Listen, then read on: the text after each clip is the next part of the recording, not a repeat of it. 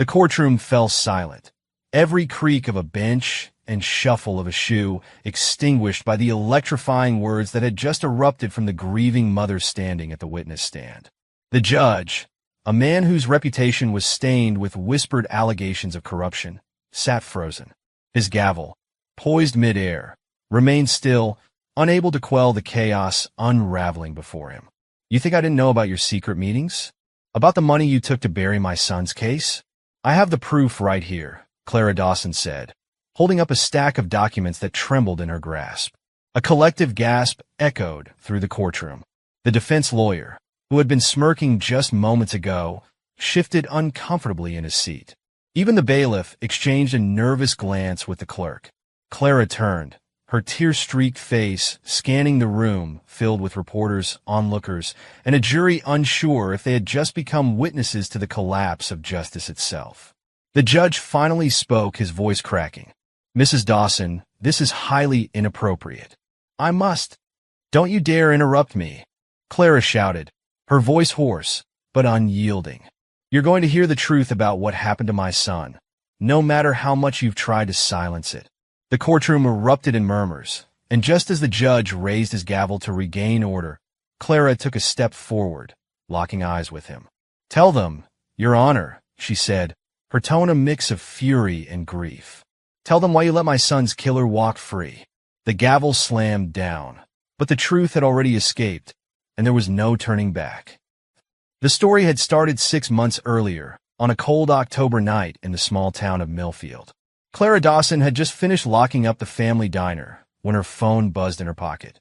It was her son, Ethan, a bright and ambitious 17-year-old who had dreams of becoming a lawyer. "Hey, Mom," Ethan had said cheerfully. "I'm heading home from study group. Should be there in about 20 minutes. Be careful, honey," Clara replied. "I will. Love you." That was the last time she heard his voice. An hour later, Clara received the call that shattered her world. Ethan had been found lying lifeless on the side of Ridgeway Avenue. His car had been rammed off the road, and the other driver had fled the scene. The police initially treated the case with urgency, promising to bring the perpetrator to justice. Witnesses had reported seeing a black SUV speeding away from the area, and surveillance footage from a nearby gas station showed the vehicle's license plate clearly. Clara believed justice would be swift. But weeks turned into months, and progress on Ethan's case slowed to a crawl. Calls to the police went unanswered, and updates were vague at best. Clara grew suspicious when she learned the name of the prime suspect. Ryan Chandler, the son of a wealthy local businessman who had ties to several influential figures, including Judge Harris, the very man overseeing the case. Determined to get answers, Clara began her own investigation. She pored through public records, interviewed witnesses who had been ignored by the authorities, and even managed to obtain the gas station footage herself. It wasn't long before she uncovered unsettling connections between the Chandler family and Judge Harris. One night, Clara found a sealed envelope slipped under her door. Inside was a letter from an anonymous whistleblower, detailing how the judge had received bribes to delay proceedings and ultimately dismiss evidence against Ryan Chandler. Enclosed with the letter were copies of bank statements and email correspondences that left little doubt about the judge's complicity. Fueled by a mix of grief and rage, Clara decided to confront the system head-on. She filed a formal complaint with the state's Judicial Review Board, but it was clear they were reluctant to act against one of their own. Undeterred, she took her findings to the media, only to have her story buried by outlets owned by the Chandler family's business partners. Clara began to lose hope. It seemed like the forces working against her were too powerful to overcome. Then, one night, she received another anonymous tip, a recording of a private meeting between Judge Harris and Ryan Chandler's father. In the audio, they could be heard discussing how to manipulate evidence and ensure the case was dismissed. With this new evidence in hand, Clara devised a plan. She would wait for a moment in court, during one of the routine hearings that Judge Harris had been stalling for months. When the courtroom was packed with spectators, reporters, and the jury, she would expose the corruption for all to see. On the day of the hearing, Clara sat quietly in the gallery, her heart pounding as she watched Judge Harris take his seat at the bench. Her lawyer had advised against this course of action, warning that it could backfire, but Clara was beyond caring about the consequences. She had lost everything that mattered to her. The least she could do was fight for the truth. As the proceedings dragged on, Clara waited for the perfect moment. When the defense attorney began presenting another flimsy argument to delay the case, she rose from her seat, clutching the documents and the recording. "Your Honor," she said, her voice steady despite the storm raging inside her. "I have evidence that this court needs to see." The courtroom buzzed with confusion as Clara walked to the front, holding up the papers for everyone to see. And then she made her accusation, shaking the foundation of the courtroom itself. As Clara stood before the judge, daring him to respond, a commotion broke out at the back of the room. A man in a dark suit pushed through the crowd, his face pale as he whispered something to the prosecutor. The prosecutor stood abruptly, his expression unreadable. "Your Honor, I believe this hearing needs to be adjourned immediately." But Clara wasn't finished. She turned to the jury, her voice cracking but resolute. "If you let him silence me, you'll never know what really happened to my son." The judge's hand trembled as he gripped his gavel. The courtroom teetered on the edge of chaos, and Clara braced herself for what would come next. The room was thick with tension. Clara's heart raced, her eyes locked on Judge Harris as he fumbled with his gavel, clearly rattled by the audacity of her outburst. She could see the beads of sweat gathering on his forehead. This is not the time or place for these allegations," the judge stammered, his voice betraying him as he tried to regain control. He had always been known for his calm demeanor, but now he looked like a man caught in a lie too large to cover up. Clara's grip on the documents tightened. She could feel the weight of the moment. This was her chance, the only chance she had to make sure her son's case wasn't buried under corruption. "No," she said, her voice ringing clear through the silence. "This is the perfect time. This is the only time." A murmur rippled through the courtroom, reporters frantically scribbling notes, their cameras clicking away. The judge's eyes flicked around the room, seeking support from the prosecutor, but the man was unusually quiet, his gaze downcast. The defense attorney stood up quickly, his face flushed. "Your Honor, I demand this court remove Mrs. Dawson from the stand immediately. These accusations are baseless and disruptive to the proceeding." Clara didn't flinch. "I have the proof, and I'll show it to everyone in this room if you let me," she said, her voice low but full of conviction. For a moment, it seemed as though the judge might back down. He glanced at the prosecutor again, who remained silent, and then at the jury, who were now shifting in their seats, exchanging looks of confusion and curiosity. Finally, with a deep, almost resigned sigh, Judge Harris slammed his gavel down. "Proceed, Mrs. Dawson," he said, though his words were more of a command than an invitation. Clara exhaled, feeling the weight of the room pressing on her. She stepped forward, not just to deliver her evidence, but to tear down the walls that had kept her son's case in the shadows for so long. From her bag, Clara pulled out the envelope that had been given to her weeks earlier, the one containing the audio recording and the financial documents. She spread the papers across the table before her, ensuring they were in clear view of the jury and the gallery. "I have here," Clara said, her voice steady, bank statements showing large sums of money transferred to Judge Harris from a numbered account, as well as email communications between him and the Chandler family. "I also have a recording of a conversation between the judge and Mr. Chandler in which they discuss how to suppress evidence in my son's case."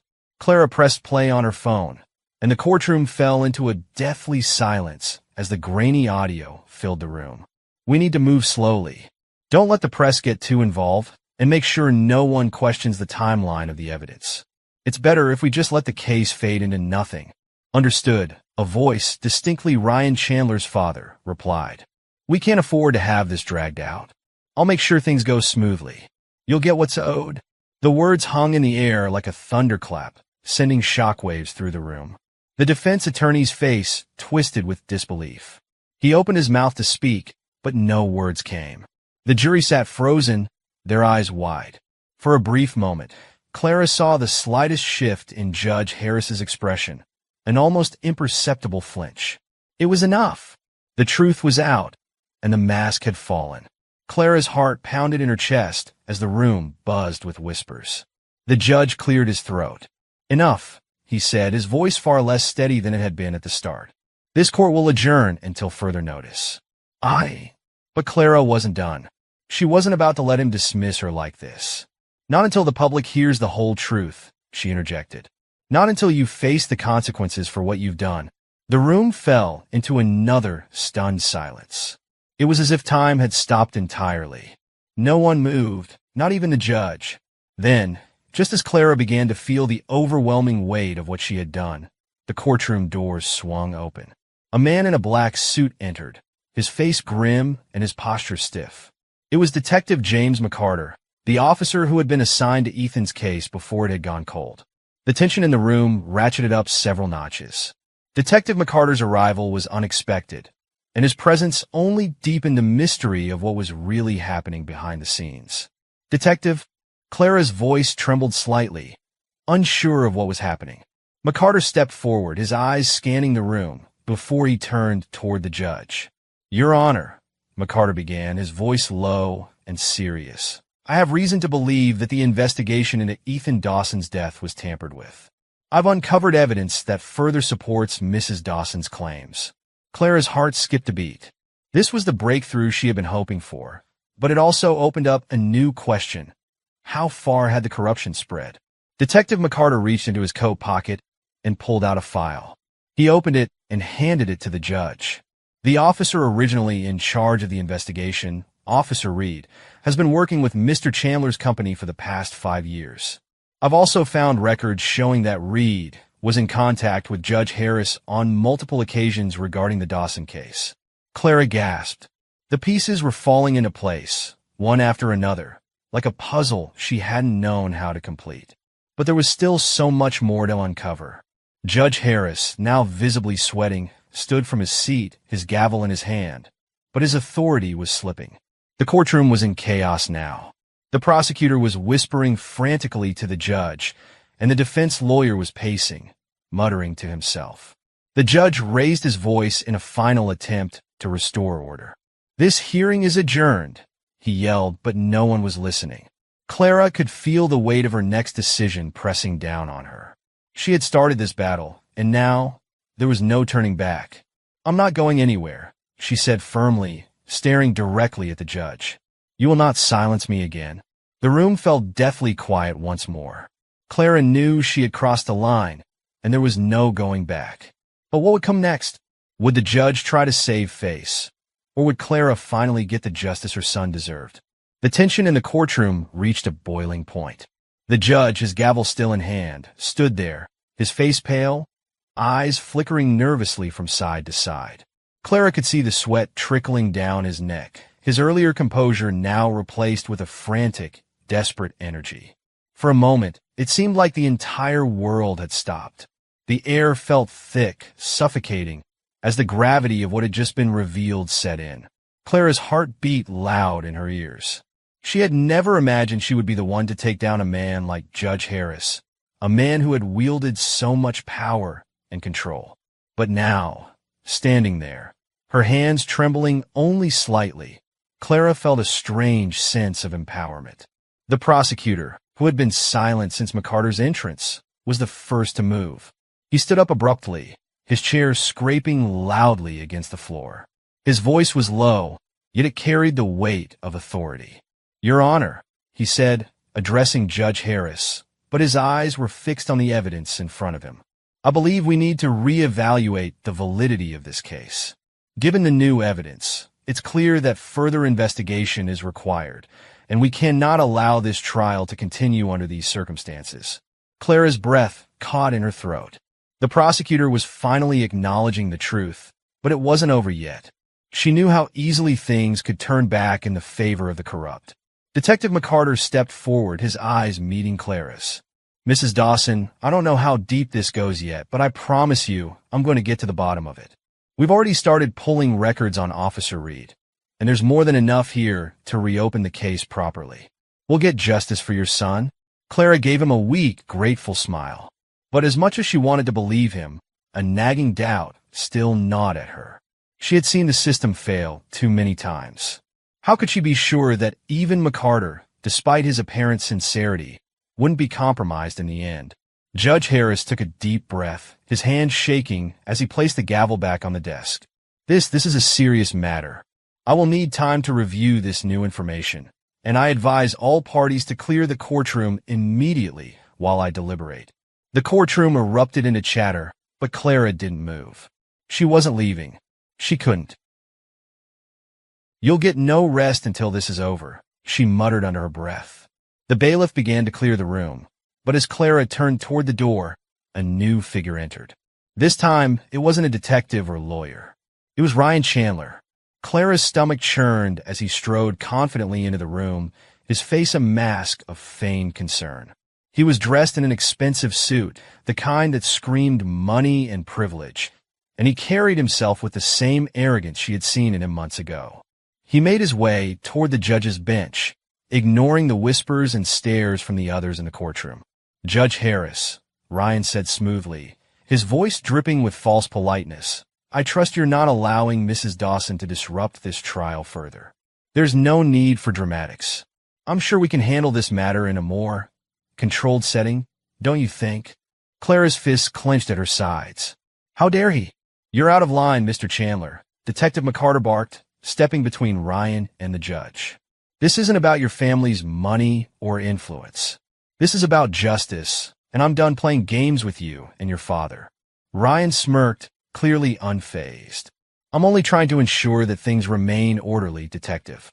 It's in everyone's best interest, isn't it?" But Clara wasn't listening anymore. Her gaze was fixed on the judge, who had gone pale again at the sight of Ryan. There was something in the way Judge Harris looked at Ryan, something that made Clara's stomach twist. She had known it all along. This wasn't just a corrupt judge. This was a man who was actively protecting the Chandler family. And it seemed like Ryan Chandler had more control over this courtroom than she could have ever imagined. Suddenly, Clara felt a shift in the room. A weighty silence settled over them as the judge motioned for the prosecutor to approach. "Mr. Williams," Judge Harris said, his voice thick with hesitation, "I think we need to discuss the possibility of postponing this trial indefinitely." Clara's heart sank. "What do you mean, postpone? You can't just sweep this under the rug." But before anyone could respond, Ryan turned to Clara with an almost chilling calmness.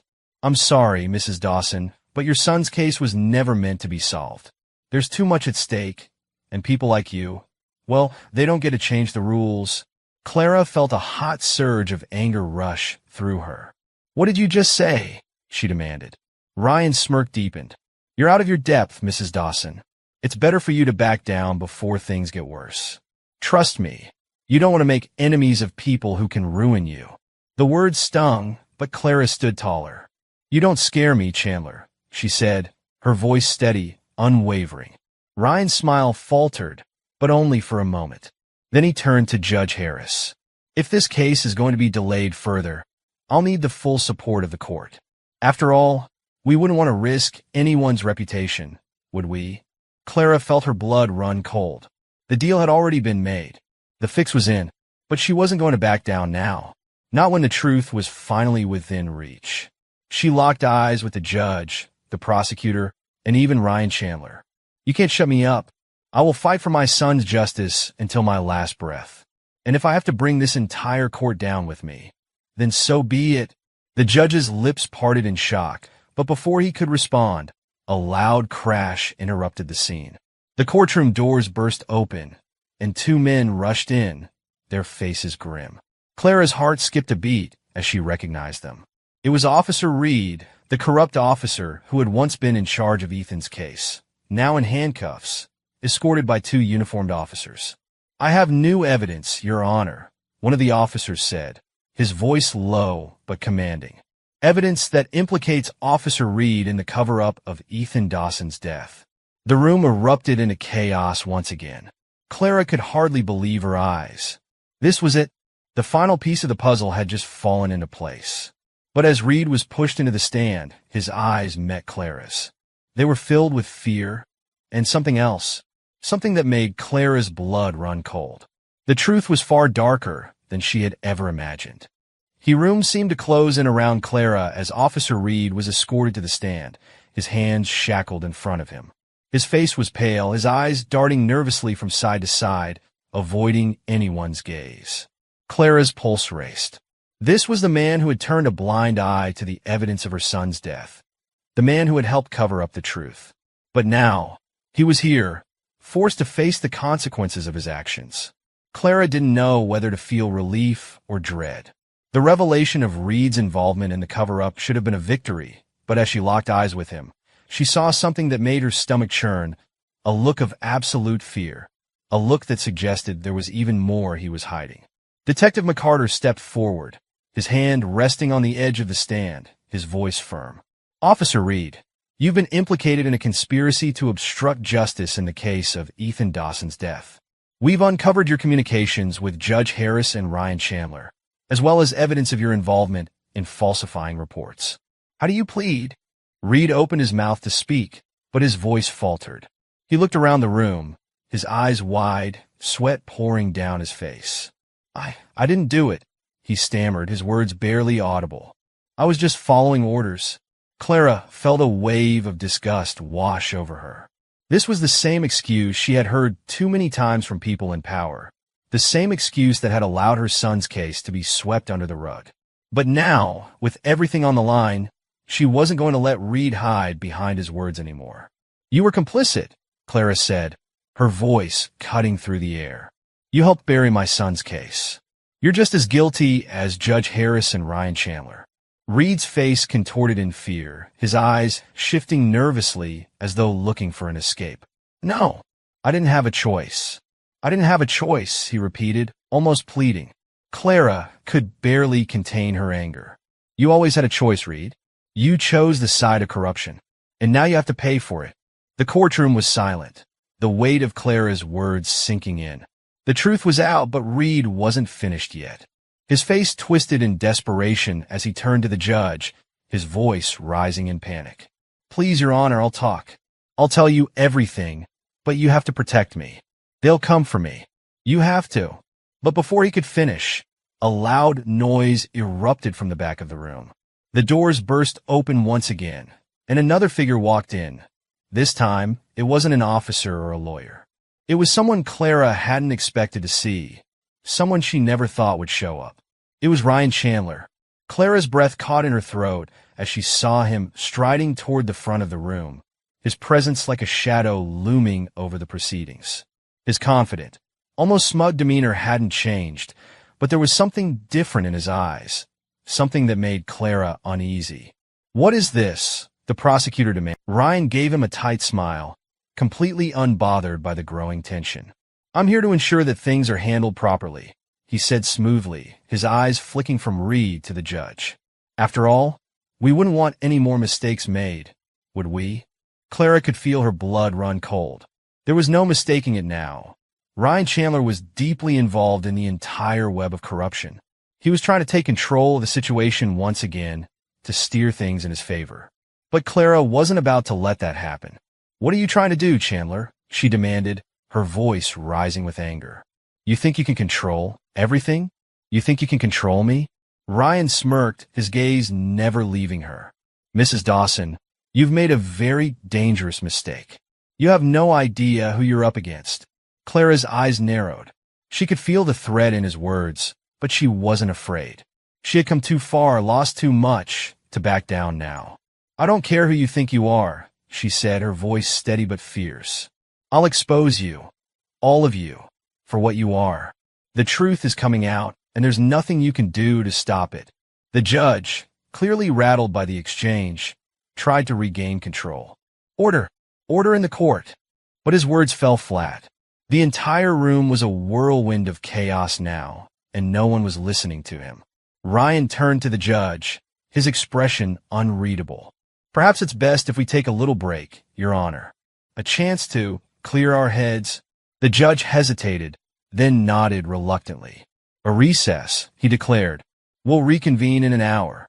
As the room emptied, Clara remained rooted to the spot. She couldn't shake the feeling that this was far from over. Ryan Chandler was not going to let her win without a fight, and she wasn't naive enough to think that this was the end of it. Detective McCarter approached her, his expression grim. You're doing the right thing, Mrs. Dawson. But I'm going to be honest with you. Things are going to get a lot more complicated from here on out. Chandler is powerful. He's not going to give up easily. Clara nodded, her eyes fixed on the door where Ryan had exited. I know, she said quietly, but I won't back down. Not now.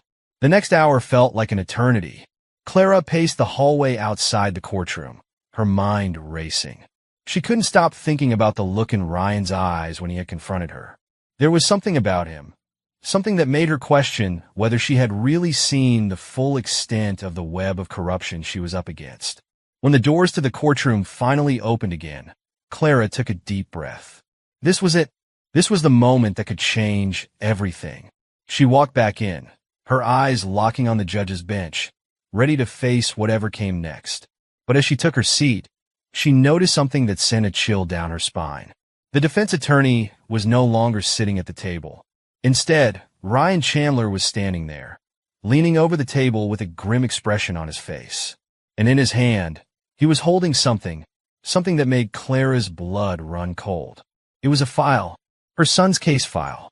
Your Honor, Ryan said, his voice smooth as silk. I think it's time we put an end to all of this. Clara's heart dropped. What had he done? Clara's mind raced as Ryan Chandler stood there, holding the file containing her son's case. Her breath caught in her throat as she realized what he was doing. He wasn't just a man trying to defend his family's name anymore. He was actively manipulating the situation, controlling the narrative. The very file that had been a symbol of her son's death, of all the unanswered questions, was now in his hands, and that couldn't mean anything good. She felt her legs grow weak, but she forced herself to stay standing, her eyes locked on the file he held so casually. Ryan's smirk deepened, the look of a predator who knew he had cornered his prey. You think you're the only one who can play dirty, Mrs. Dawson, he said, his voice cold, calculating. I've been playing this game a lot longer than you have. Clara could feel her pulse quicken as the weight of his words sank in. He wasn't bluffing. She had always known that he was powerful, but now it was becoming clear that his reach was far beyond what she had imagined. The file in his hand wasn't just a piece of evidence, it was leverage, and he was prepared to use it against her. Give me the file, Chandler, Clara demanded, her voice trembling with a mix of fear and fury. Ryan raised an eyebrow. I'm afraid I can't do that, Mrs. Dawson. You see, I've just been reviewing it, and I found something interesting. He leaned over the table, almost taunting her. Something that might change the entire course of this case. Something that could make all of your efforts meaningless. Clara's heart skipped a beat. She could feel the ground beneath her shifting, and a cold dread washed over her. What had he found? What had he done to her son's case? Don't play games with me, Chandler, she said, forcing herself to stay calm. What's in that file? Ryan didn't answer immediately. Instead, he glanced over at Judge Harris, whose eyes were flickering nervously. The judge had been unusually silent since Ryan had entered the room, and Clara couldn't help but notice the tension in his shoulders. She had seen this before. Judges like Harris were never neutral. They were always aligned with those who held the power, and it seemed like Ryan Chandler had just confirmed her worst fear. Your Honor, Ryan said smoothly, turning his attention back to the judge. I believe that this case should be dismissed. There's new evidence that implicates Mrs. Dawson's late husband, Ethan's father, in a conspiracy to cover up the truth. Clara's blood ran cold. She had barely even begun to process what Ryan had said before the implications hit her like a freight train. Her husband, Daniel, who had passed away a year before Ethan's death, was suddenly being dragged into the narrative. Your Honor, I have proof that Daniel Dawson was involved in a much larger operation, one that involved tampering with evidence, obstructing investigations, and bribing officials, Ryan continued, holding up the file for everyone to see. This file contains records of his involvement. He's the one who planted false evidence to divert attention away from his son's real cause of death. Clara's heart dropped into her stomach. The room seemed to spin as she processed what Ryan was saying. How could he do this? How could he take the memory of her husband and twist it into something so sinister? She knew Daniel had his faults, but he would never, ever have done something like that. He had loved Ethan, cared for him deeply. Your Honor, Ryan continued, his voice cold and deliberate. With this new evidence, I request that the court dismiss all charges against Officer Reed, Judge Harris, and the Chandler family, and that we move on from this case immediately. Clara could feel her world falling apart. Ryan was doing exactly what she had feared. He was spinning a web of lies, using her husband's name to discredit everything she had fought for. The courtroom erupted into murmurs, but Clara couldn't focus on them. All she could see was Ryan, holding her husband's memory in his hands and tarnishing it with his lies. "Objection, Your Honor," shouted the prosecutor, jumping to his feet. "This is not evidence. It's a fabrication, a diversion." But Ryan wasn't fazed. He turned to the judge with a look of complete confidence. "I assure you, this is more than enough evidence. I'm willing to do anything to protect my family's name and legacy, Your Honor. I suggest you make the right decision." The judge hesitated for a moment, his eyes darting between Ryan and the prosecutor. But Clara knew that hesitation wouldn't last long. Judge Harris had already shown where his loyalties lay. "Your Honor," Clara spoke up, her voice shaking with emotion, but filled with determination. "That file is a lie. Everything in it is a fabrication. My husband would never have been involved in anything like that. This is an attempt to discredit me and cover up the truth. You cannot let him get away with this." Ryan's smirk only widened. "You don't get to tell me what's true or not, Mrs. Dawson. You're just a grieving mother clinging to false hope." Clara clenched her fists, her nails digging into her palms. She couldn't let him win. She couldn't let him turn her husband's name into something dirty. But just as the judge opened his mouth to speak, a loud voice cut through the tension. "Enough!"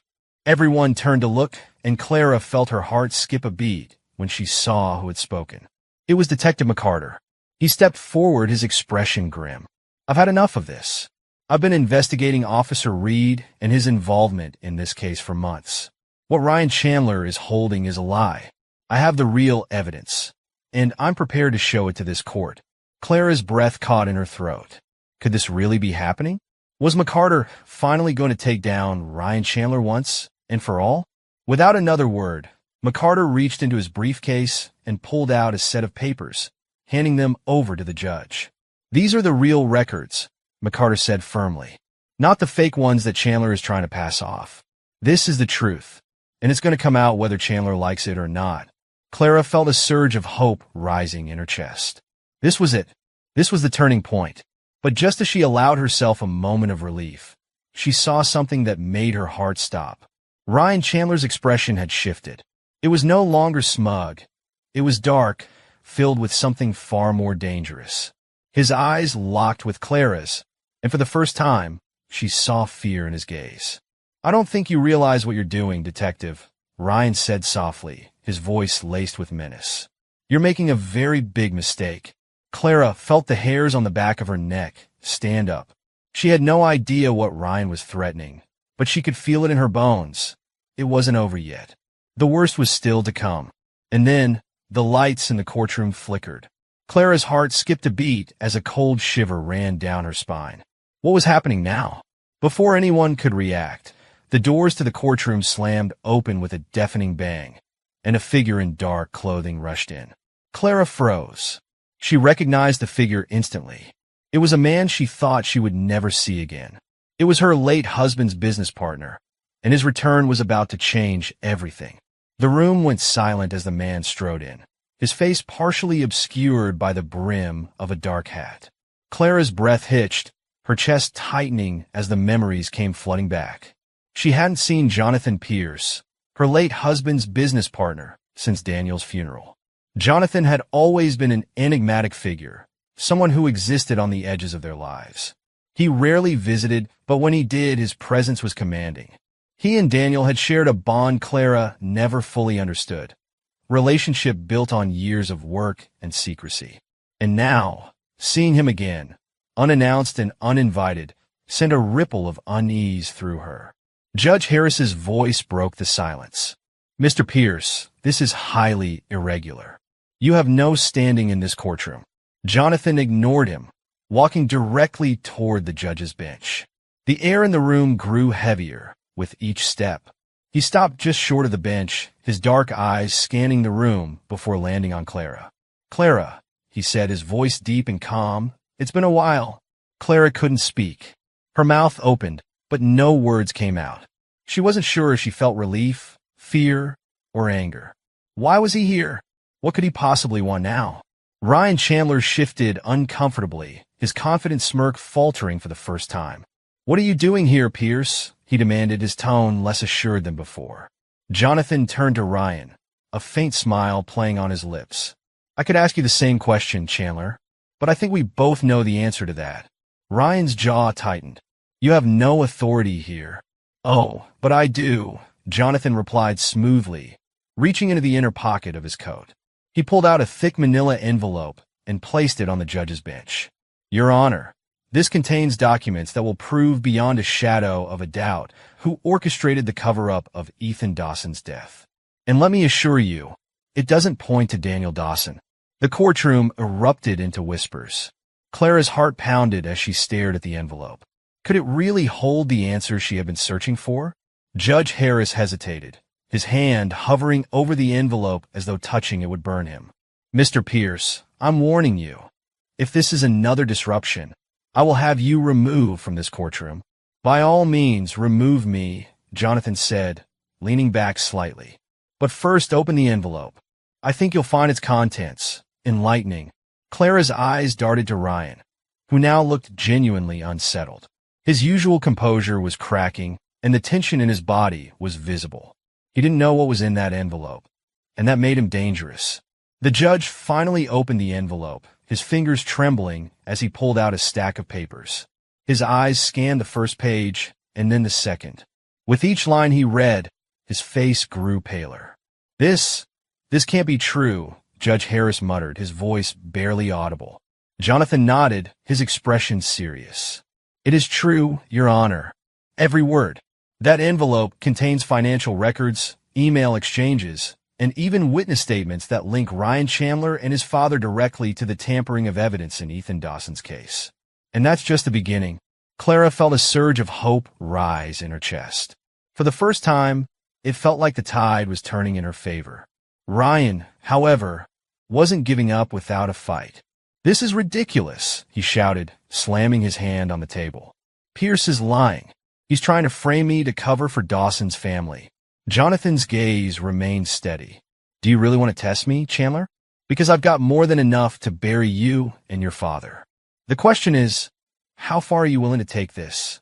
Ryan's face turned red, his fists clenching at his sides. "You don't scare me," he spat. "No." Jonathan tilted his head slightly. "Then why are you sweating?" The courtroom broke into murmurs again, but Clara couldn't focus on the noise. Her eyes were on Ryan, watching as his confidence crumbled. She could see the fear in his eyes now, the realization that he was losing control. The judge cleared his throat, his voice shaky. "Mr. Chandler, do you have anything to say in response to these allegations?" Ryan opened his mouth, but no words came out. Instead, he turned to his lawyer, who looked equally flustered. Before anyone could speak, Jonathan stepped forward again. "Your Honor, if I may, there's one more piece of evidence I'd like to present." The judge hesitated, then nodded reluctantly. "Proceed." Jonathan reached into his pocket and pulled out a small USB drive. This contains a recording of a private conversation between Ryan Chandler and Officer Reed. In it, they discuss how to manipulate evidence and ensure Ethan Dawson's case never goes to trial. The tension in the room was palpable as Jonathan handed the USB drive to the bailiff. The judge gestured for it to be played, and moments later, the courtroom was filled with the sound of Ryan's voice. "I don't care what you have to do, Reed. Just make sure the evidence disappears. My father's reputation is at stake, and I'm not going to let some kid's death ruin us." Clara felt tears welling up in her eyes as she listened to the recording. This was it, the proof she had been fighting for. Ryan's face was ashen, his mouth opening and closing like a fish out of water. He looked to Judge Harris, then to his lawyer, but no one came to his defense. Finally, the judge spoke, his voice firm. "Given this new evidence, I have no choice but to reopen Ethan Dawson's case. Furthermore, I am ordering an immediate investigation into the conduct of all parties involved, including Mr. Chandler and Officer Reed." The courtroom erupted into chaos. reporters scrambling to document the moment, lawyers shouting over one another. Clara stood frozen, her emotions a whirlwind of relief, anger, and disbelief. But just as she allowed herself to breathe, Jonathan turned to her, his expression unreadable. "This isn't over yet, Clara," he said quietly. "There's more to this story than you realize." Before she could respond, the courtroom doors burst open again, and two uniformed officers rushed in, their faces grave. "Your Honor," one of them said, "we have a situation. The Chandler estate has just been raided, and we've found something that changes everything." Clara's stomach dropped. "What now?" The officer hesitated, then looked directly at her. "Mrs. Dawson, we've recovered a recording that implicates your husband, Daniel, in dealings with the Chandlers." The room spun. Clara could barely process the words. What had they found? What did it mean? The wall seemed to close in as the officer approached, holding another USB drive in his hand. "You want to hear this?" Clara's legs wobbled, and she had to grip the edge of the bench to steady herself. The words replayed in her mind. Your husband, Daniel, was implicated. The officer's tone had been calm, but the impact of those words shook her to her core. Jonathan Pierce's face was unreadable, his eyes darting between the USB drive and Clara. Ryan Chandler, now pale and visibly shaken, seized on the moment of confusion. "See?" Ryan blurted out, his voice cracking. "I told you she's no saint, and neither was her husband. The Dawson family is as guilty as anyone else." "Sit down, Mr. Chandler," Judge Harris barked, slamming his gavel. His voice was shaky, and Clara wasn't sure if it was from anger or fear. Ryan glared at the judge, but reluctantly sat down, his lawyer whispering frantically in his ear. Clara, still reeling, turned toward the officer who had brought in the new evidence. "What are you talking about?" she demanded, her voice rising with both anger and desperation. "What does this have to do with my husband?" The officer looked at her with a mix of sympathy and unease. "Ma'am, we found a recording during the raid on the Chandler estate. It appears to be from a private conversation between Daniel Dawson and Ryan Chandler's father. I think it's best if you hear it for yourself." Clara's stomach churned. She didn't want to hear it. She wanted to believe this was another lie, another attempt to smear her husband's name. But deep down, she knew she couldn't turn away. She had to face whatever truth was waiting for her. The officer handed the USB drive to the bailiff, who inserted it into the courtroom's audio system.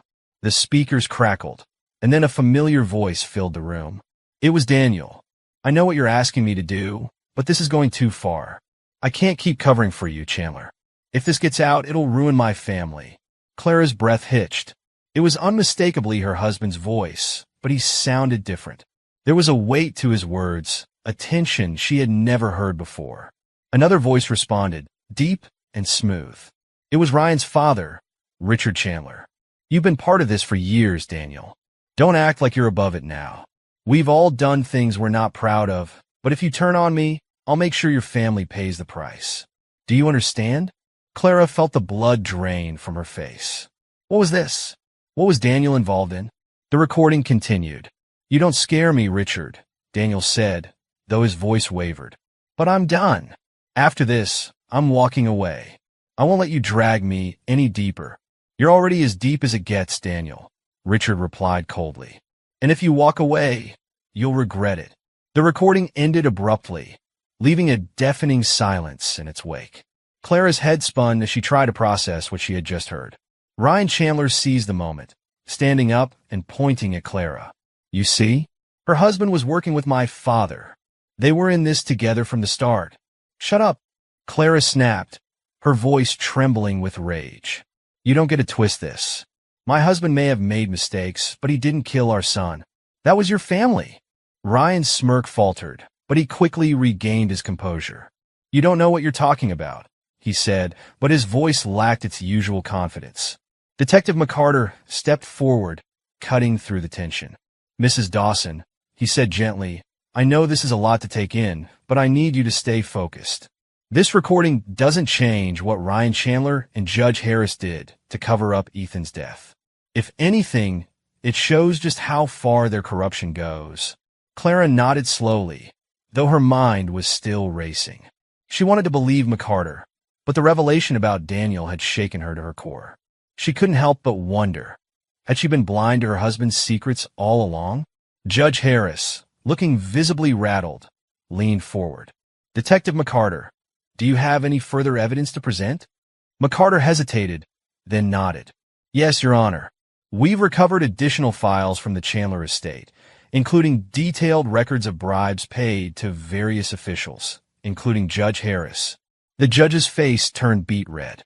That's enough, he shouted, slamming his gavel. This court is in chaos. I'm calling for an adjournment. No, Your Honor, Clara shouted, standing up. All eyes turned to her, but she didn't care. Her voice rose with every word, filled with the fury of a mother who had lost everything. You're not running from this anymore. You're not sweeping this under the rug. My son deserves justice, and I'm not leaving this courtroom until he gets it. The room fell silent, the weight of Clara's words hanging heavy in the air. Judge Harris stared at her for a long moment, his jaw tight.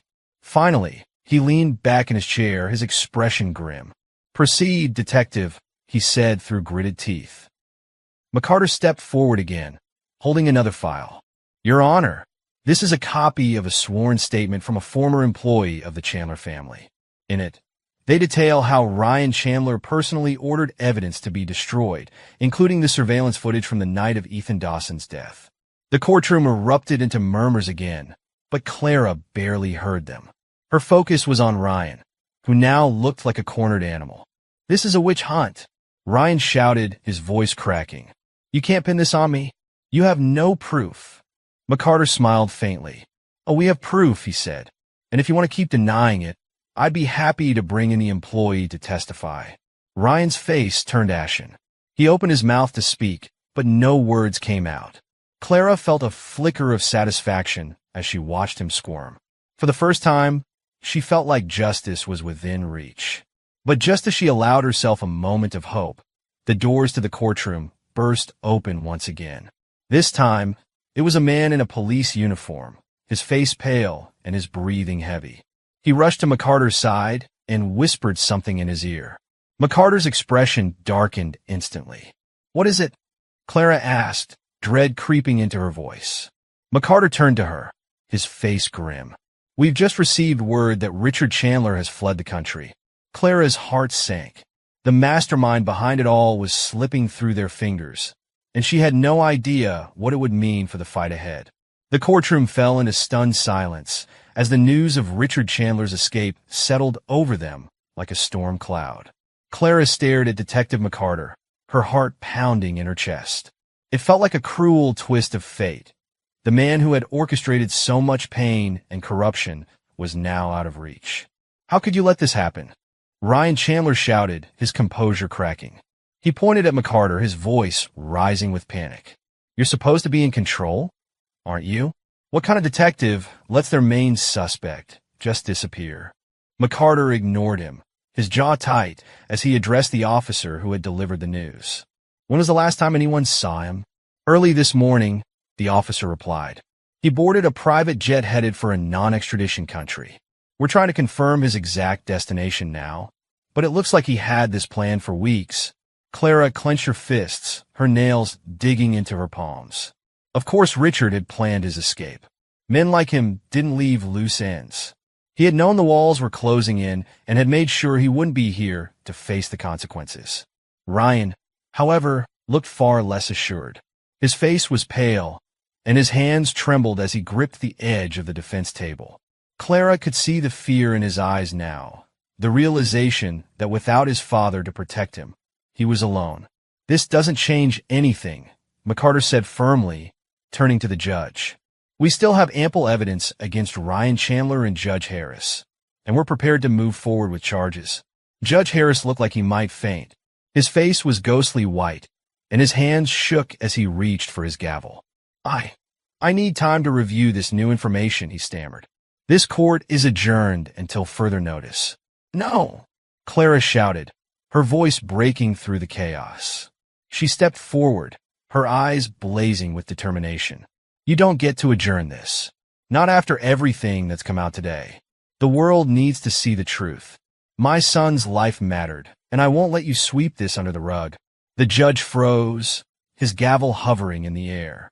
Clara could see the conflict in his eyes, the desperation of a man trying to hold onto the last shreds of his power. But she also saw something else, fear. Before the judge could respond, Jonathan Pierce stepped forward. His voice was calm, but commanding, cutting through the noise like a knife. "Your Honor," Jonathan said, his eyes fixed on the judge, "if you adjourn this court, you'll only be delaying the inevitable. The evidence against you and the Chandlers is overwhelming, and the public is watching. Do you really want to add obstruction of justice to your list of crimes?" The judge's hand trembled, his face turning an even deeper shade of red. He looked at Ryan, then at the prosecutor, and finally at Clara. For a moment, it seemed like he might argue. But then, with a heavy sigh, he lowered his gavel. "This court will reconvene after a recess," he said, his voice weak. "We will proceed with the presentation of evidence." The room erupted into murmurs, but Clara barely heard them. She felt a flicker of relief, though it was tempered by the knowledge that the fight was far from over. As the courtroom began to clear, Detective McCarter approached Clara, his expression grim. "Mrs. Dawson, we need to talk," he said quietly. Clara nodded, following him into a side room away from the prying eyes of reporters and spectators. Jonathan joined them, his presence steady and reassuring. "What's going on?" Clara asked, her voice trembling. McCarter hesitated, then placed a hand on her shoulder. "Clara, I need you to prepare yourself. The fact that Richard Chandler fled means we're dealing with something bigger than just your son's case. There's a network of corruption here. Judges, officers, politicians. Taking them down isn't going to be easy. I don't care how big it is," Clara said, her voice firm. "I'll do whatever it takes to get justice for Ethan." McCarter nodded, though his expression remained somber. "I believe you, but there's something else you need to know." He glanced at Jonathan, who gave a slight nod, then continued. "The recording we recovered at the Chandler estate. There's more to it than what we played in court." Clara's stomach twisted. "What do you mean?" McCarter took a deep breath, his eyes filled with regret. "There's a second conversation on the tape. It's between your husband and Richard Chandler, but it's different. In it, Daniel acknowledges that he knew the Chandlers were covering up a crime, but he doesn't name names. He says he was pressured into silence to protect you and Ethan." Clara's knees nearly gave out. "No," she whispered, shaking her head. "That's not true. Daniel wouldn't have done that. He wouldn't have stayed silent." "Clara," Jonathan said gently, "whatever mistakes Daniel made, you need to remember why he did it. He was protecting his family. That doesn't make it right, but it doesn't erase the good man he was." Clara felt tears welling in her eyes, but she blinked them away. She didn't have time to break down, not now. "What does this mean for Ethan's case?" she asked, her voice trembling. McCarter hesitated, then said, "It complicates things, but it doesn't change the fact that Ethan was murdered and the Chandlers were involved. We're going to keep fighting, Clara, but you need to be ready for the truth, for what comes next. This isn't over." Clara nodded, though her heart felt heavy. She had come this far, and there was no turning back now. Just as they were about to leave the room, Jonathan's phone buzzed. He glanced at the screen, his expression darkening. "What is it?" Clara asked. Jonathan looked up, his face grim. "It's a message from one of my contacts. They found something else at the Chandler estate." "What?" Jonathan hesitated, then said, "A document. It's a contract signed by your husband, and it connects him to something evil." Clara's heart stopped. She could barely get the words out. "What does it say?" Jonathan met her gaze, his expression uncharacteristically somber. "It's tied to a company involved in illegal activities, money laundering, trafficking, and worse. Clara, it's not just about Ethan anymore. This goes deeper than we ever imagined." The weight of his words hit her like a tidal wave. Her fight for justice had just spiraled into something far darker and more dangerous than she could have ever anticipated. Clara felt the air leave her lungs as Jonathan's words sank in. The room seemed to tilt, her world unraveling thread by thread. She clutched the edge of the table for support, her mind racing with questions and fears she wasn't ready to confront. "What do you mean, worse?" Clara asked, her voice trembling. Jonathan hesitated, his usually steady demeanor faltering. The document ties your husband, Daniel, to a shell company owned by the Chandlers. It was used to funnel money from illegal activities, trafficking, bribery, and laundering. I don't know how much he knew, but his name is on the contract as a co-signatory. Clara shook her head, refusing to believe it. No, that's not possible. Daniel hated everything the Chandlers stood for. He wouldn't have been part of something like this. McCarter stepped in, his voice calm but firm. Clara, it's possible he didn't have a choice. The Chandlers have a way of coercing people. They could have blackmailed him, threatened you or Ethan. We've seen this pattern before. But why didn't he tell me? Clara whispered, her voice breaking. Why would he keep this from me? Jonathan placed a hand on her shoulder, his voice softer now. Because he was trying to protect you. Sometimes, people think the only way to shield their loved ones is to carry the burden alone. It's not right, but it's human. Clara's fists clenched as anger mixed with her grief. She didn't know who she was angrier at. Daniel for keeping secrets or the Chandlers for forcing him into a corner. But one thing was clear. This wasn't just about Ethan anymore. What happens now? She asked, looking at McCarter. He sighed heavily. We need to corroborate everything. If this document is real, it could blow the entire Chandler network wide open. But it also means they'll fight back harder. They won't just let us dismantle their empire without a fight. And Ryan? Clara asked, her gaze flicking toward the courtroom doors. He's cornered, McCarter said. His father's escaped, and these new revelations have left him exposed. He's dangerous because he's desperate, but that also makes him sloppy. If we keep the pressure on, we can break him. Clara nodded, steeling herself. She had come too far to back down now. As they returned to the courtroom, the atmosphere was electric. Reporters whispered among themselves, cameras clicked, and the spectators were on edge. Clara felt the weight of every gaze as she took her seat. Ryan Chandler sat at the defense table, his composure barely holding. His lawyer whispered frantically in his ear, but Ryan ignored him, his eyes fixed on Clara with a hatred that made her skin crawl. Judge Harris returned to the bench, his face a mask of forced neutrality. This court is now back in session, he announced, his voice tight. Detective McCarter rose, holding a new set of documents. Your Honor, before the recess, we presented evidence implicating Ryan Chandler and Judge Harris in the obstruction of justice in Ethan Dawson's case. Since then, we have recovered additional evidence from the Chandler estate that expands the scope of their crimes. Ryan slammed his fist on the table, his composure snapping. This is a circus, he shouted. You're all trying to frame me because my father isn't here to defend himself. Sit down, Mr. Chandler, the judge barked, though his voice lacked authority. But Ryan wasn't done. He stood, pointing a finger at Clara. This is her fault. She's dragging my family through the mud because she can't accept the truth about her son or her husband. Clara stood, her voice steady despite the fire in her eyes. The truth? You wouldn't know the truth if it hit you in the face. My son is dead because of your family, and no matter how hard you try to twist the narrative, you can't escape that fact. The courtroom erupted into murmurs, and Judge Harris banged his gavel furiously. Order! I will have order in this court. McCarter seized the moment, stepping forward with the documents. Your Honor, these records show direct transactions from the Chandler family's accounts to Judge Harris and Officer Reed, as well as payments to several shell companies tied to illegal activities. One of those companies, as we've just learned, was co-signed by Daniel Dawson. The room fell silent, the weight of the revelation pressing down on everyone present. Judge Harris paled, his gavel shaking in his hand. Detective, are you saying? Yes, McCarter said firmly. This is bigger than Ethan Dawson's case.